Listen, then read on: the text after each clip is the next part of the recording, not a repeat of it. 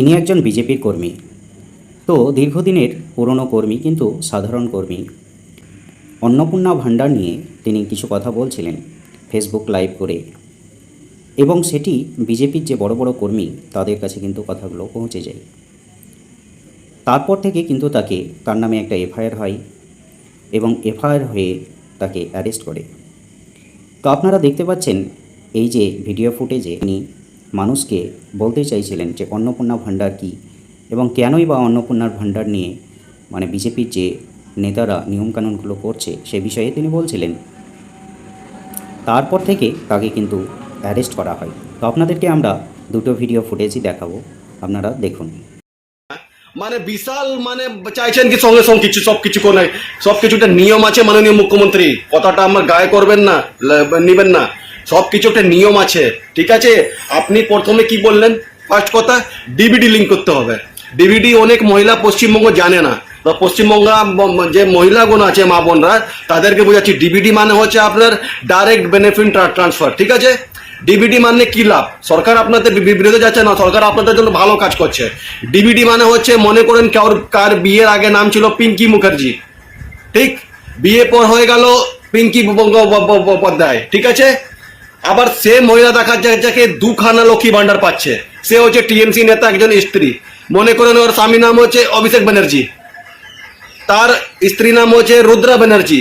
আবার অভিষেক আপনার মুখোপাধ্যায়, তার স্ত্রী নাম হচ্ছে রুদ্রা মুখোপাধ্যায়, তার বাড়িতে 3 খানা 4 খানা পাচ্ছে, ঠিক আছে? ডিবিডি মাধ্যমে কি হবে কি, আধার কার্ড সঙ্গে যা ব্যাংকের লিঙ্ক থাকবে একজনকে অটোমেটিক ক্যান্সেল হয়ে গেল তো ক্যান্সেল, ঠিক আছে? ডিবিডি ঠিক আছে আপনার।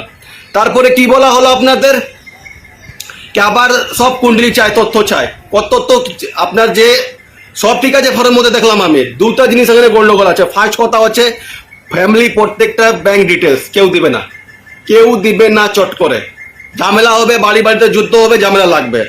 4 চাকা ওটাও ঠিক আছে। আপনার যে 15 বছর থেকে সরকার যে এখানে ছিল তাদের কাছে আপনি ইনকোয়ারি চান, যে বছর ইনকোয়ারি হয় কার বাড়িতে কটা রুম কটা, ওটাও ঠিক আছে। প্রধানমন্ত্রী আবাস যোজনা আপনি যে এসআইআর করলেন, ভোটার কার্ডের নম্বর দিলেন, আধার সঙ্গে লিঙ্ক করে, ও তো অটোমেটিক ধরা পড়ে যাবে এখানে।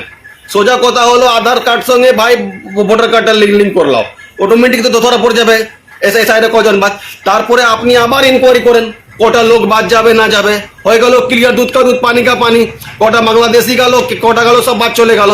এবার আপনি বলেন কটা ইন্স্যুরেন্স আছে। কেউ ভাই যদি 4টা ভাই একসঙ্গে ইনকাম করছে, দোকানে ব্যবসা চালাচ্ছে, সে কি বলবে আমার কটা ইন্স্যুরেন্স আছে?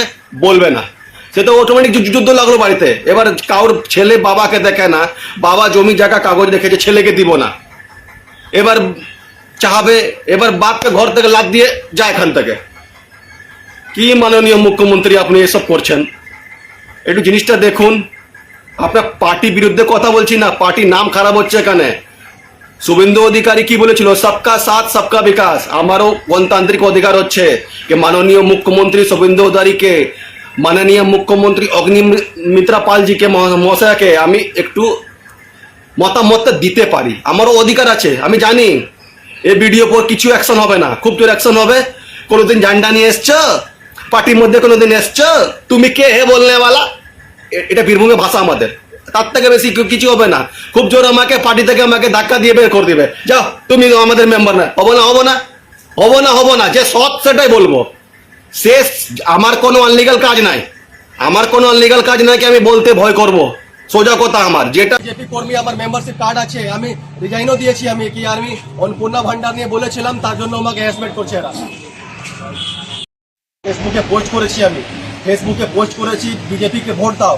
পরশুদিন আমি নলহাটিতে যা দুর্নীতি চলছে, রামপুরহাট বিধানসভা এমএলএ ধ্রুব সাহা, রাজগ্রাম, আসমানপুর, বীরভূমে যত পাথর অঞ্চল এরিয়া থেকে টাকা খায়, সে ব্যাপারে নিয়ে আমি কিছু পোস্ট করেছিলাম। তার জন্য আমাকে মিথ্যা কেসে আমাকে ফাঁসানো হচ্ছে এখানে। আমি আমাকে কিছুই বলিনি, আমি শুধু ফেসবুকে পোস্ট করেছিলাম। অল ইন্ডিয়া তৃণমূল কংগ্রেস ওটাকে ট্যাগ করে ছেড়েছে, তার জন্য আমাকে মিথ্যা কেসে আমাকে ফাঁসানো হচ্ছে। মাননীয় মুখ্যমন্ত্রী শুভেন্দু অধিকারীর কাছে আমি আগ্রহ করছি এই ব্যাপারটা নিয়ে সিবিআই নিয়ে তো তদন্ত করা হোক। মাননীয় মুখ্যমন্ত্রী শুভেন্দু অধিকারী, ধ্রুব সাহা রামপুরহাট এমএলএ আপনাকে মিসগাইড করছে, এটাই বলছিলাম আমি। আপনি কি বিজেপি কর্মী?